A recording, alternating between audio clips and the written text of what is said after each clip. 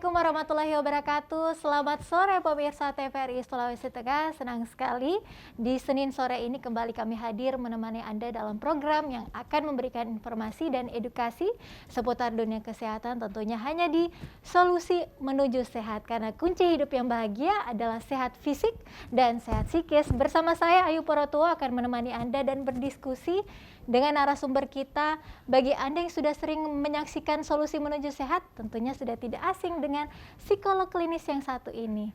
Psikolog klinis di lingkup Pemda Kota Palu, Kak Novianti, SPSI, MPSI. Halo Kak Novi. Halo. Sehat ya? Alhamdulillah sehat. Alhamdulillah, harus selalu sehat. Nah, pemirsa, di sore hari ini kita akan membahas satu topik yang sudah sering mungkin juga Anda dengarkan di rumah dan di sekitar Anda, namun ternyata tidak begitu banyak masyarakat yang paham betul dampak psikologisnya. Nah, kita akan membahas gangguan psikologis akibat penggunaan gadget. Nah, kita langsung berbincang dengan narasumber kita, Kak Novi.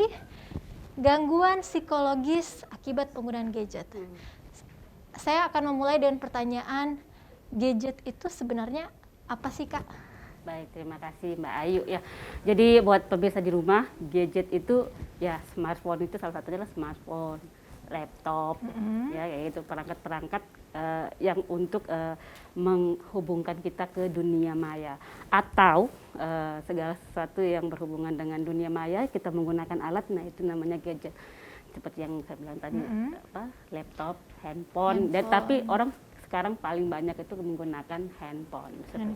Bisa juga kamera-kamera digital yang bagus-bagus gitu ya, yang untuk yang canggih-canggih sekarang itu juga salah satu dari gadget. Oke, berarti gawai, ponsel pintar, tab mungkin ya, anak-anak tab, zaman sekarang ya bisa. sudah terbiasa menggunakan itu, dan hampir kayaknya semua dari kita menggunakan smartphone atau ponsel pintar ya. Dan ini menarik sekali Kak Novi, karena berdasarkan data yang kami himpunkan memang menurut survei di 2 tahun kemarin, untuk pengguna gadget atau gawai di Indonesia sendiri angkanya sudah hampir sama dengan penduduk Indonesia. Yang dalam artian sudah setiap hari atau mungkin hal ini tidak bisa lepas dari masyarakat kita ya. Lantas banyak kemudian dampak yang bisa ditimbulkan hingga kita sering mendengar kalimat atau kata kecanduan gadget. Apa sih kecanduan gadget itu, Kak? Baik, kalau kecanduan gadget itu kan misalnya orang yang sudah tidak bisa lepas dari handphone atau gawai pintarnya tadi itu. Seperti misalnya orang merasa cemas atau merasa gelisah. Misalnya gini, ketika dia pergi ke sekolah atau ke kantor terus tidak membawa HP itu merasa cemas luar biasa gitu. Aduh, lebih baik kayaknya seolah-olah lebih baik meninggalkan kantor atau lebih baik menggunakan meninggalkan kantor atau sekolah daripada saya harus ketinggalan HP. Lebih baik saya terlambat seperti itu, kayak gitu-gitu. Nah, itu sebenarnya sudah salah satu ya indikasi bahwa seseorang itu sudah mengalami kecanduan. Tentunya ada banyak hal lagi yang ciri-ciri orang sudah mengalami kecanduan gadget itu, Mbak Ayu. Oke, namun sebelum kita mengarah lebih ke ciri-ciri orang kecanduan gadget, berarti dalam artian semua orang menggunakan gadget berpotensi untuk terganggu juga ya kejiwaannya, atau berpotensi kecanduan juga, Kak Novi? Sebenarnya tidak bisa kita samaratakan ya, karena begini, seseorang bisa mengalami gangguan atau tidak terhadap gadgetnya itu kan dia harus sudah melalui beberapa tahap atau ciri-ciri gitu. Nah, sedangkan sekarang ini siapa sih yang nggak pakai? Seperti Mbak Ayu bilang tadi kan, bahwa datanya itu bahwa lebih banyak orang menggunakan gadget daripada penduduk Indonesia sendiri. Itu berarti diasumsikan bahwa hampir semua orang menggunakan gadget, bahkan lebih dari satu. Makanya lebih gitu kan, lebih banyak orang menggunakan gadget itu daripada penduduk Indonesia, karena memang rata-rata orang menggunakan HP itu 2 sampai 3 gitu. Betul. Karena yang satu buat bisnis, yang satu buat keluarga, yang satu buat apa gitu kan. Jadi ya makanya di data itu terlihat lebih banyak begitu, Mbak Ayu. Oke, jadi menarik sekali untuk kita bahas. Kemudian gadget membawa dampak berarti ya, Kak Novi. Sebenarnya apa saja dampak yang ditimbulkan gadget dari kacamata seorang psikolog? Baik, baik Mbak Ayu. Sebelum kita ke dampak, saya menjelaskan dulu bahwa ciri-ciri ketika seseorang itu mengalami kecanduan gadget itu juga kita harus tahu. Karena begini, karena kita harus memberikan batasan dulu nih, batasan bahwa oh ini normal, ini nggak normal gitu kan, supaya orang tahu oh ternyata saya sudah di kategori yang normal atau yang nggak normal gitu. Betul. Jadi saya menjelaskan itu dulu ya Mbak Ayu. Oke, Baik, silakan. salah satu cirinya ada, sebelum saya mengatakan ciri, saya bertanya dulu sama masyarakat yang tidak perlu dijawab. Apakah Anda ketika ketinggalan HP atau tidak menggunakan HP cemas? Yang kedua, apakah Anda ketika tidak menggunakan HP perasaannya itu terganggu, uring-uringan? Oke. Yang ketiga, apakah ketika Anda makan memegang HP?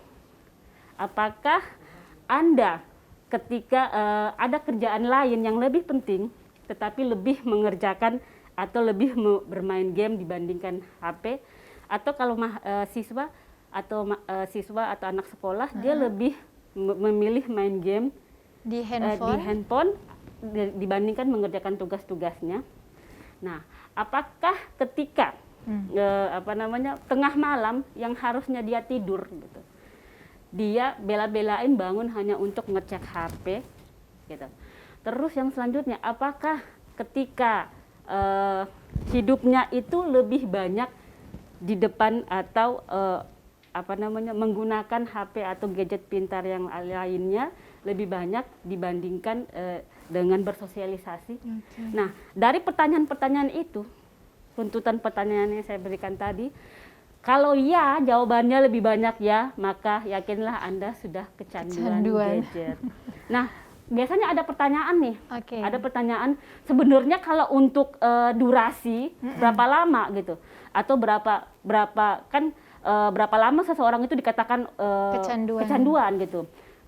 Ada yang mengatakan 12 jam, ada yang mengatakan 300 sampai 400 kali melihat.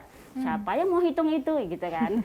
Tapi yang paling penting adalah ketika itu dikatakan gangguan gadget atau gangguan psikologis karena gadget, ketika kehidupan pribadinya sudah terganggu karena gadget, maka itulah yang disebut dengan gangguan psikologis karena gadget. Atau ketika dia sudah tidak bertanggung jawab lagi atas apa yang harusnya dikerjakan, misalnya kalau orang dewasa dia mungkin tidak bertanggung jawab terhadap keluarganya, lebih pentingin game gitu kan. Terus atau anak sekolah yang dia tidak mau lagi kerjakan PR-nya, pokoknya nggak mau ngerjakan lain, pokoknya dia hanya mau pegang HP. Okay. Nah, atau mereka yang hanya mementingkan HP-nya tanpa harus bersosialisasi atau berinteraksi dengan orang lain, maka itulah disebut dengan gangguan psikologis karena gadget, seperti itu Mbak Ayu. Oke, berarti selain erat korelasinya dengan penggunaan jam penggunaan handphone, yang paling utama ketika itu sudah tidak menyeimbangkan skala prioritas dan tanggung jawab di dalam hidup seseorang ya. Yang intinya adalah ketika tanggung jawabnya itu sudah diabaikan sebagai manusia sosial dan sebagai manusia yang bertanggung jawab terhadap dirinya dan orang di sekitarnya itu diabaikan, maka itu sudah disebut gangguan psikologis akibat penggunaan gadget. Gitu. Wow, ini menarik sekali ya. Saya mengingat kayaknya kondisinya berbalik dengan saya nih Kak. Kalau saya justru kalau handphone bunyi jadi takut. Kenapa? Takutnya kerjaan, orang udah nyari karena kerjaan. Waduh, itu entah gangguan apa nanti. Nah itu gangguan kecemasan yang lain, tapi bukan karena gadget, tapi karena tugas-tugas yang lain. Oke pemirsa, ini menarik sekali pembahasan kita. Namun bagi Anda yang menonton juga bisa berkonsultasi langsung nantinya dengan psikolog kami. Silakan masuk di line interaktif kita di 0451 452 414 ataupun di 081390762685. Baik Kak Novi, kita menyambung pembahasan mengenai dampak. Baik. Apakah ada dampak buruk, dampak positif, atau dampak apa saja sih terhadap psikologi seseorang dari gadget ini? Ya, baik. Namanya segala sesuatu yang ada di dunia ini pasti seperti dua mata pedang ya, pasti memberikan dampak yang baik, ada juga memberikan dampak yang tidak baik begitu. Tetapi kan semuanya lagi tergantung pada kita. Namun kalau dampak-dampak baiknya itu kan seperti yang kita rasakan sekarang ketika kita ingin mengetahui suatu informasi dengan cepatnya, tinggal kita klik aja gitu kan. Mau cari apa gitu, mau resep masakan, mau gaya hidup, atau informasi-informasi yang lain seperti Mbak Ayu misalnya yang lagi susun skripsi gitu kan, bisa cari materi-materi di internet, itu semua lebih mudah ketimbang dulu di zaman sebelum kita itu yang harus beli bukunya atau ke perpustakaan gitu kan, harus baca satu-satu, cari dulu bukunya, itu kan membuang waktu yang sangat banyak. Tetapi dengan adanya internet ini kita tinggal buka, ada nggak e-booknya begitu kan, kita cari di internet, itu semua memudahkan dan memfasilitasi kita untuk mengerjakan hal-hal yang produktif untuk kita. Nah, hal-hal itu tentunya baik, dampak positifnya untuk ketika kita menggunakan gadget pintar ini. Tetapi kan orang seringnya karena terlena di dalam menggunakan, semuanya ada di genggaman gitu kan, semua ada di tangan, karena terlena akhirnya tanpa menyadari ada dampak buruk yang mengintai di belakangnya ketika segala sesuatunya itu sudah sangat berlebihan dan tidak produktif lagi gitu. Nah, salah satunya adalah sebelumnya itu adalah dampak fisik. Nah, kalau dampak fisik itu kan biasanya orang kalau terlalu lama melihat atau di depan gadget itu kan biasanya matanya merah, itu pasti kan, atau sering lehernya sakit karena nunduk gitu kan, atau mungkin kakinya yang kesemutan. Tapi yang paling banyak itu biasanya dampak fisik itu adalah orang jadi lupa makan gitu kan, lupa makan. Nah, ketika sudah lupa makan itu ada banyak hal nih yang mengincar berkelanjutannya, misalnya jadinya mah gitu kan, karena lebih fokus ke main game terus sampai malam.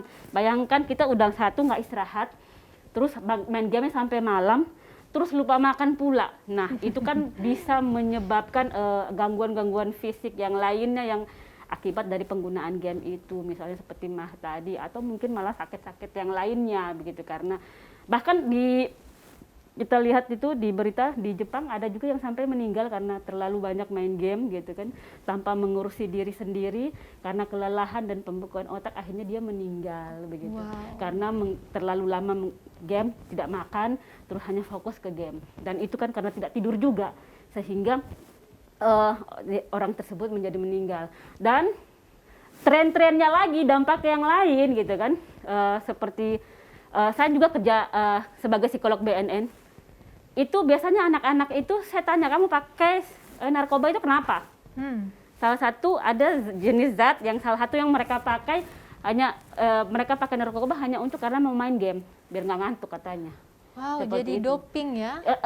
Jadi bukan semua jenis ini ya, ada salah satu zat yang memang mereka pakai supaya nggak ngantuk gitu.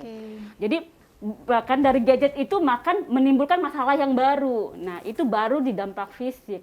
Belum lagi nanti di dampak psikologis dan dampak secara umum gitu, secara umum yang terjadi seperti yang kita lihat. Nah, saya bisa menjelaskan lagi yang dampak secara umumnya, Mbak Ayu. Silakan. Baik, dampak secara umumnya itu seperti terjadinya cyberbullying.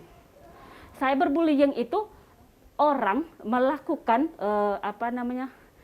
menjatuhkan orang lain melalui media sosial. Seperti misalnya kita menulis sesuatu dengan jari kita untuk menjelek-jelekan orang lain, untuk mempermalukan orang lain, untuk buat orang lain itu merasa tidak nyaman. Nah, itu cyberbullying dampaknya ketika kita menggunakan internet tadi itu atau gadget tadi yang terlalu berlebihan, karena dia nggak tahu mau ngapain lagi ya. Kita mau siapa lagi nih yang mau kita serang nih, siapa lagi yang kita mau ini gitu. Berarti perundungan itu tidak hanya terjadi secara teman sebaya di sekolah atau di lingkungan kerja ya, tapi bisa online juga nih. Bisa semua di dunia maya, bisa semua orang lakukan. Bahkan mereka lebih suka menggunakan itu karena mereka tinggal menggunakan nama palsu, akun palsu untuk menyerang seseorang, itu kan bisa juga.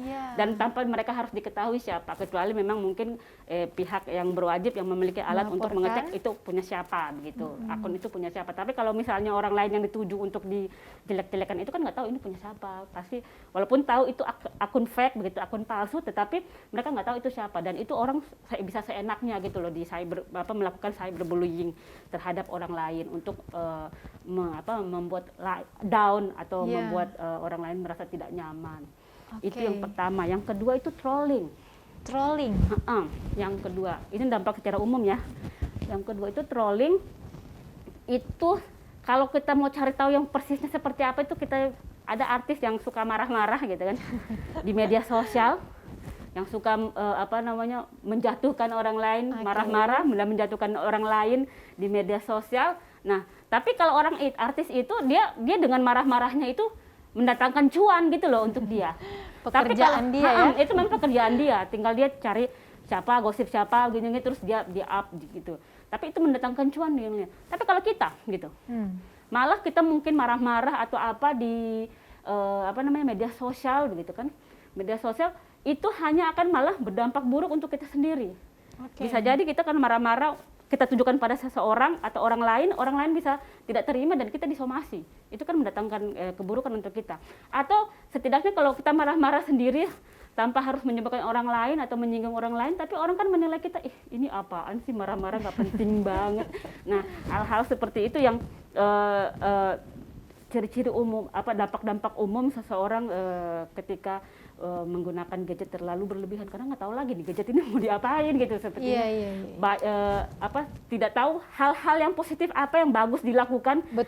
yang mereka bisa lakukan, yang penting tampil dulu lah gitu, kayak gitu. Yang penting eksis dulu di medsos ya.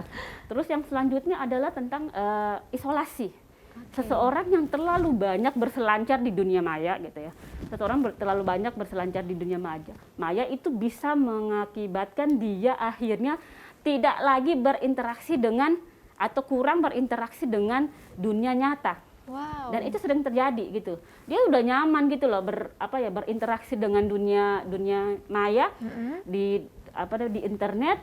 Dia bisa menulis apa saja, dia bisa mengekspresikan dirinya di situ, tapi dia tidak bisa gitu loh mengekspresikan dirinya di dunia nyata. Nah, itu banyak terjadi, terutama ketika anak-anak yang sudah terbiasa menggunakan gadget dan berinteraksi di gadget, biasanya dia kurang bisa berinteraksi di dunia nyata karena selama ini dia berinteraksinya di dunia maya. Dalam artian sudah abai dengan lingkungan sekitar, lingkungan nyata begitu ya? Iya. Terus selanjutnya Mbak Ayu, materi yang ditampilkannya tidak seharusnya, misalnya konten-konten yang tidak harusnya anak-anak nonton atau anak di bawah umur menonton atau melihatnya gitu kan, itu terjadi di dunia maya. Ya maksudnya kayak porno atau apalah, segala sesuatu kekerasan gitu, kekerasan di rumah tangga atau kekerasan hal lain atau mungkin pertengkaran di tempat lain yang bisa menjadi contoh atau menjadi mereka merasa itu biasa gitu loh. Biasa karena mereka sudah biasa melihatnya di dunia maya. Nah, hal-hal seperti itu. Terus ada juga yang hubungan Kak Novi, kita tahan dulu ya. Pemirsa, kita jeda untuk mendengarkan kumandang azan maghrib wilayah Palu dan sekitarnya, dan kita akan sambung kembali setelah jeda pariwara berikut. Tetaplah bersama kami di Solusi Menuju Sehat.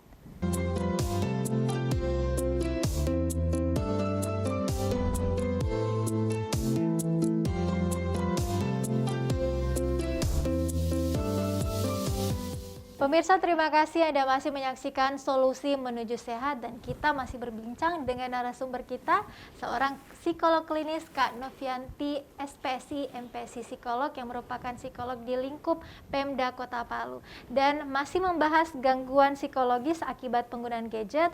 Kak Novi, tadi kita berdiskusi mengenai dampak umum ya mengenai penggunaan gadget, berhenti di salah satu dampaknya yaitu isolasi. Nah, selain isolasi dari dunia nyata, lebih memprioritaskan dunia online, apalagi Kak? Baik, selanjutnya adalah materi yang yang ditampilkan tidak seharusnya, misalnya seperti konten-konten porno gitu kan, anak-anak di bawah usia gitu menampilkan, jangankan bawah usia, dewasa pun sebenarnya tidak boleh gitu menampilkan konten-konten seperti itu, atau konten-konten kekerasan yang ditampilkan atau dikirimkan ke orang lain gitu kan, itu kan sebenarnya sangat tidak etis ya. Betul. Kadang-kadang kan maksudnya kadang-kadang kita dikirimkan secara banyak itu kan, bukan cuma kita aja, terus tiba-tiba ada konten-konten yang tidak bagus dipandang mata gitu kan, walaupun kita tidak menginginkan, tapi kadang-kadang ada yang mengirimkan. Nah, hal-hal seperti itu kan sangat mengganggu. Betul. Nah, selanjutnya adalah hubungan yang tidak seharusnya. Nah, ini banyak terjadi nih, dan banyak yang terjadi itu kena tipu gitu kan. Misalnya ada orang yang kencan melalui media sosial gitu kan, kenalan misalnya di Facebook atau di mana lah, terus mengadakan chatting gitu kan, terus udah dekat, terus tiba-tiba ternyata penipu, ujung-ujungnya minta duit atau gimana gitu. Awalnya bilangnya mau kirimin duit, duitnya nggak dikirim, tiba-tiba aku ditipu, atau kan banyak orang kejadian seperti itu gitu. Jadi melakukan hubungan di media sosial dan akhirnya malah kena tipu. Tapi tidak sedikit juga yang berhasil sih, banyak juga yang berhasil. Cuman memang ini kita kan membicarakan tentang dampak negatifnya, tapi juga dari Facebook itu juga banyak juga orang mendapatkan jodoh dari media sosial itu. Itu tadi akibat penggunaan dari gadget yang terlalu berlebihan, bisa dampaknya seperti itu. Oke, itu mengenai dampak-dampak umum. Nah, lalu kalau ke psikologi kita sendiri, ini seperti apa Kak Novi? Baik ya Mbak Ayu, ini sudah mungkin yang ditunggu-tunggu pemirsa, karena sesuai judul ya, gangguan atau dampak psikologis yang diakibatkan oleh gadget. Nah, jadi yang saya pertama itu adalah tentang gangguan nomophobia. Mungkin ini masih asing gitu di telinga pemirsa di rumah tentang nomophobia itu. Nomophobia itu kepanjangan dari no handphone gitu, no mobile phone phobia. Jadi ketika gangguan ini terjadi ketika seseorang tidak bisa lepas dari gadgetnya. Nah, biasanya orang-orang itu kalau seperti saya bilang di awal, merasa cemas, merasa gelisah, lebih mengutamakan gadget dibandingkan dengan tugas-tugas rutin atau tanggung jawab dia sebagai makhluk sosial dan sebagai pekerja ataupun siswa gitu. Dia lebih mengutamakan itu dibandingkan dengan mengutamakan handphonenya, melihat handphone dan segala sesuatu yang berkaitan dengan handphonenya dibandingkan dengan tanggung jawabnya dia sebagai manusia, sebagai makhluk sosial, seperti itu Mbak. Oke, selain nomophobia Kak Novi ada lagi? Nah, ini juga banyak terjadi adalah game disorder. Penyakit atau gangguan yang disebabkan kecanduan main game. Nah, biasanya kan orang itu kalau main game itu kan untuk hiburan gitu kan. Untuk hiburan. Tapi ini juga tidak berlaku juga ya. Maksudnya begini, saya bilang, orang main game sampai sampai berjam-jam lamanya gitu. Kalau itu memang menghasilkan, terus mungkin dia ikut turnamen dengan orang luar negeri, terus akhirnya itu menjadi tengah malam, ya itu maksudnya ada tujuannya gitu loh. Misalnya kalau menang, terus ada sejumlah uang yang dihasilkan dari situ, itu produktif untuk dia gitu. Tapi kan kebanyakan orang kan hanya sebagai hobi atau kesenangan saja, atau menjadi kebiasaan saja, pokoknya main game sampai bodoh gitu, yang penting. Nah, kalau dia masih main game hanya untuk, penat nih dari kerjaan, atau penat nih dari tugas-tugas sekolah gitu, istirahat sebentar main game, itu oke, nggak masalah gitu loh. Tetapi yang menjadi masalah ketika dibilang kecanduan game itu, kehidupan pribadinya, kehidupan sosialnya itu terganggu gara-gara main game sampai melupakan semuanya yang harusnya dia lakukan, seperti itu. Nah, itu banyak sekali terjadi, bukan hanya sama anak-anak atau remaja, tapi orang tua juga banyak seperti itu. Misalnya lupa sama istri ketika sudah main game. Tapi bukan berarti maksud dia main game terus lupa istri, nggak terus dibilang itu sudah menjadi gaming disorder, tidak. Tetapi pokoknya inti permasalahannya adalah ketika tanggung jawabnya sudah diabaikan. Itu contoh utama. Oke. Kalau dia masih kerja, masih produktif, terus habis itu main game walaupun sampai tengah malam, terus habis itu nanti dia tidur istirahat gitu, itu masih oke lah ya. Maka kadang-kadang kalau saya bilang begitu nanti ibu-ibu yang, nih bapak nih main game, berarti bapak gaming disorder. Enggak juga, buktinya masih bisa menghidupi keluarganya, berarti kehidupan dan tanggung jawabnya masih bisa dipenuhi dan itu tidak kategori gaming disorder itu. Oke, ini kayaknya menarik ya, soalnya biasanya kaum wanita, kaum ibu-ibu alias emak-emak itu yang lumayan suka curcol ya sama pasangannya. Bapak kenapa terlalu banyak main ini? Dan pemirsa, mungkin bagi Anda yang di situasi yang sama atau lagi mungkin mencari jawaban atas pertanyaan di sekitar Anda mengenai gangguan psikologis akibat penggunaan gadget ini, silakan langsung berkonsultasi dengan Kak Novi di sini. Silakan masuk di line interaktif kami di 0451 452 414 ataupun di 0813 9076 2685. Oke Kak Novi, kita lanjutkan. Selain game disorder, ada lagi kah? Ya baik. Jadi ini bertingkat ya, mulai cemas seperti yang saya bilang tadi. Pasti orang ketika kaitannya ketika tidak memegang HP-nya itu menjadi cemas. Atau ketika dia melihat isi di dalam HP-nya menjadi cemas. Seringkali gini ya, seringkali kita itu melihat sesuatu di dalam HP.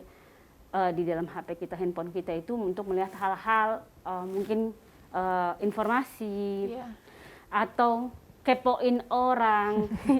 Nah, ya dalam arti kepoin orang itu maksudnya melihat konten-konten orang, even itu kita kenal atau tidak kenal gitu kan. Terus akhirnya ketika melihat itu kita menjadi pengen. Kita menjadi saya pengen juga sih seperti dia gitu. Dan ketika pengen menjadi seperti orang lain yang dilihat di media sosial itu dan itu tidak terjadi atau sulit untuk menggapai seperti apa yang dilihat itu, nah itu menjadi kecemasan buat dia. Biasa sih memang kita kalau suka ngelihat HP terus lihat media sosial, terus orang konten-kontennya apa, makan di sana apa, gitu ya? Terus pergi jalan-jalan kemana gitu, terus fotonya itu instagramable banget gitu kan, kita juga pengen. Itu manusiawi, tetapi sudah menjadi gangguan ketika itu menjadi kecemasannya dia, menjadi kegelisahannya dia, yang akhirnya menuntut orang lain misalnya seperti pasangannya gitu kan, untuk kita harus begini. Nah kayak gitu, pokoknya dia merasa tidak nyaman sekali, merasa cemas sekali, pokoknya saya harus seperti ini. Nah itu yang disebutkan juga dengan salah satu gangguan psikologis yang disebabkan oleh kecanduan gadget tadi. Melihat sesuatu dan akhirnya dari cemas itu bisa meningkat lagi ketika itu sudah lama cemasnya, itu sudah lama dan dalam rentan misalnya paling kurang 6 bulan. Itu seperti itu terus ketika melihat konten orang, melihat pengen seperti itu. Nah lama-lama bisa kalau seperti itu terus tidak ada perubahan, itu bisa meningkat cemasnya menjadi depresi. Nah depresi itu kan kehilangan minat gitu terhadap sesuatu gitu kan, secara terus menerus dalam rentan waktu yang lama. Nah makanya saya bilang dalam 6 bulan itu kita sudah kehilangan minat yang untuk bekerja, untuk apa, tapi kita hanya fokus dan cemas bagaimana nih saya pengen seperti ini dengan melihat konten-konten yang ada di media sosial tersebut. Nah itu juga yang harus dikhawatirkan karena banyak juga sih maksudnya orang karena mengikuti gaya hidup seperti itu akhirnya menjadi stres sendiri, menjadi depresi sendiri kan, karena kita membanding-bandingkan gitu loh standar hidup kita dengan standar hidup orang lain. Ya, kita tidak pernah melihat proses orang itu menjadi seperti itu seperti apa. Kita hanya tiba-tiba melihat, oh ini bagus ya, kayak begini bagus ya. Tapi kita jarang sekali mencari tahu ini prosesnya bagaimana supaya kita juga bisa seperti itu. Nah, lain lagi kalau orang melihat seperti itu menjadikan motivasi terhadap dia untuk lebih bekerja keras dan akhirnya mendapatkan hasil dan bisa mewujudkannya seperti apa yang diimpikan, itu menjadi dampak yang positif.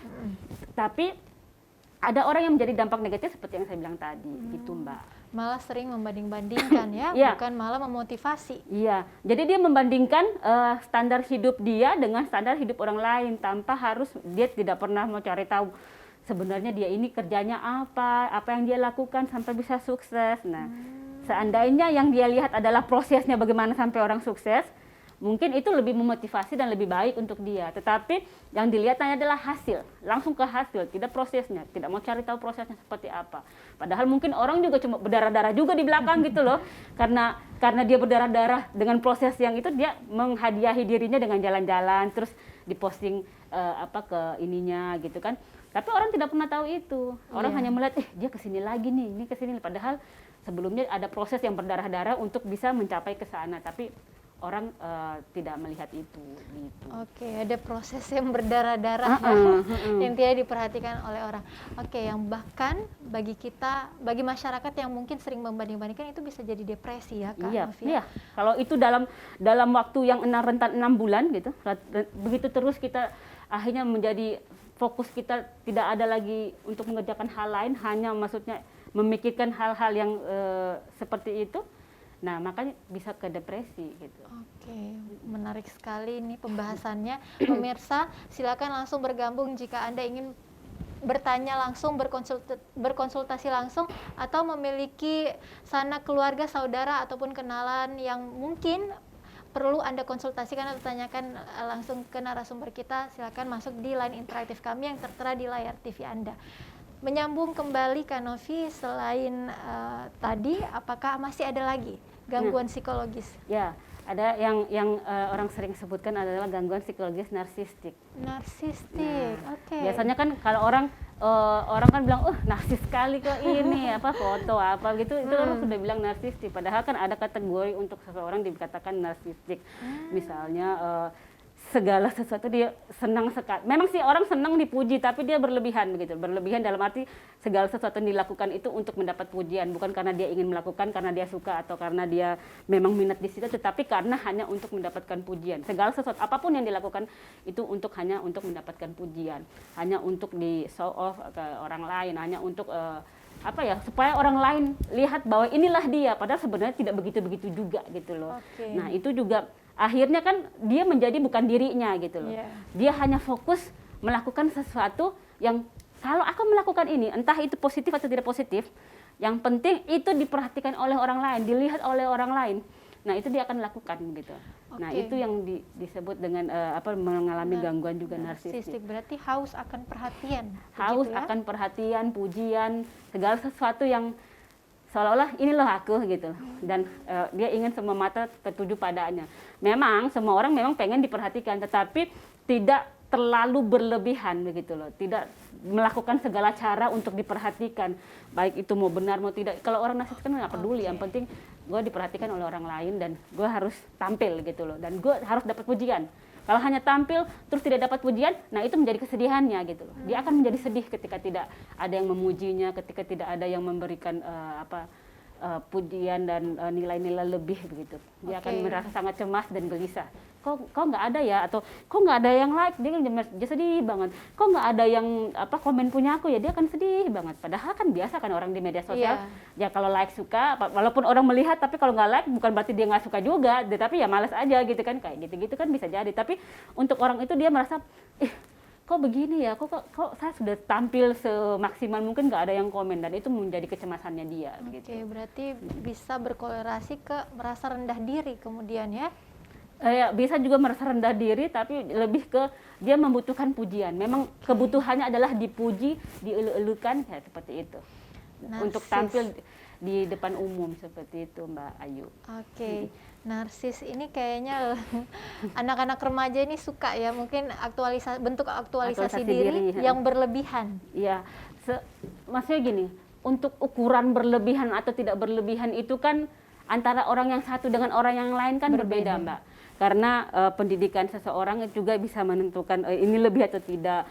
Keuangan atau tingkat ekonomi seseorang juga itu menentukan. Jadi tidak bisa ketika misalnya Marshanda dibandingkan dengan kita orang-orang biasa atau siapalah artis gitu, terus kehidupannya, karena memang sudah beda-beda kelas, jadi segala sesuatu itu dia punya ini sendiri-sendiri. Jadi katakan dalam tanda petik berlebihan itu tergantung siapa gitu, siapa. Yang penting berlebihan dalam arti ketika sudah mengganggu kehidupan pribadinya dan tidak bertanggung jawab terhadap apa yang harus dilakukan, nah itu baru sudah dikatakan dengan berlebihan begitu.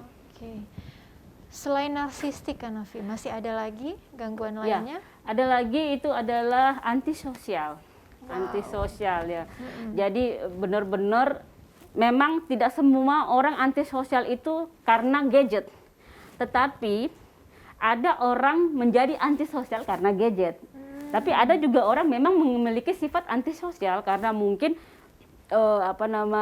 didikan orang tua atau apa segala macam yang dialami sebelumnya. Tetapi karena kita berbicara tentang gadget, itu bisa jadi juga orang menjadi antisosial. Apalagi dia memiliki kepribadian antisosial. Ditambah lagi dengan kecanduan gadget, ya udah klop. Bahkan tidak sangat bergaul dengan orang lain, tidak berinteraksi dengan orang lain, hanya di kamar. Hanya di kamar, keluar makan, terus nanti masuk lagi. Begitu seterusnya, tanpa harus melakukan apapun. Paling-paling juga kalau melakukan segala sesuatu itu seperlunya aja yang memang dia ingin, tapi lebih banyak dia lebih nyaman di kamarnya atau di dalam rumah saja tanpa harus berinteraksi dengan orang lain. Nah, itu juga salah satu gangguan psikologis yang diakibatkan oleh gadget. Karena terlalu banyak main gadget, apalagi kalau dari kecil ya, sampai dia usia remaja, akhirnya terbiasa perilakunya seperti itu. Betul. Jadi dia pikir itulah Perilaku normal. membentuk kepribadiannya dia gitu. Seolah-olah itulah yang saya alami dari kecil sampai besar dan itu wajar. Oke. Dia berpikirnya begitu, padahal sebenarnya itu kan tidak wajar karena kita sebagai makhluk sosial kita juga harus berinteraksi terhadap orang lain. Betul. Kita juga harus berkomunikasi, berbicara, melihat bagaimana kita bisa merasakan apa yang orang lain rasakan, tidak hanya sekedar dari berselancar di dunia maya. Hanya saya sedih, tapi kita nggak bisa saja orang tulis sedih itu hanya pura-pura sedih, tapi tidak bisa merasakan apa yang berempati dengan apa yang orang rasakan, begitu Mbak Ayu. Jadi menjadi kepribadian antisosial malah tambah terbentuk ketika orang menjadi adiktif terhadap gadgetnya. Oke, ini menarik sekali. Saya sudah tidak tahan untuk banyak bertanya nih Kak Novi. Tapi sebelum kita masuk ke pertanyaan, masih ada lagi kah dampak-dampak lainnya? Ya, sebenarnya masih banyak, tapi itu yang yang umumnya yang terjadi ketika seseorang itu mengalami kecanduan gadget, tidak pada dampak psikologis seseorang, begitu Mbak Ayu. Oke, Kak Novi, mengenai tadi dampak yang paling terakhir ya, menjadi begitu memprioritaskan dunia gadgetnya, dunia maya, sehingga mengisolasi diri dari lingkungan sosial dan sekitar.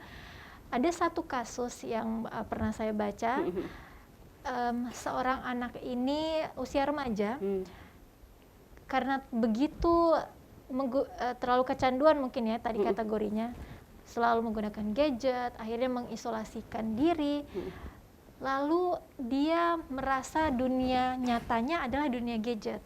Jadi di salah satu media platform, waktu itu Twitter, dia mengatakan kalau dia begitu terkenal di Twitter, sampai banyak dicari-cari orang. Padahal kenyataannya tidak seperti itu.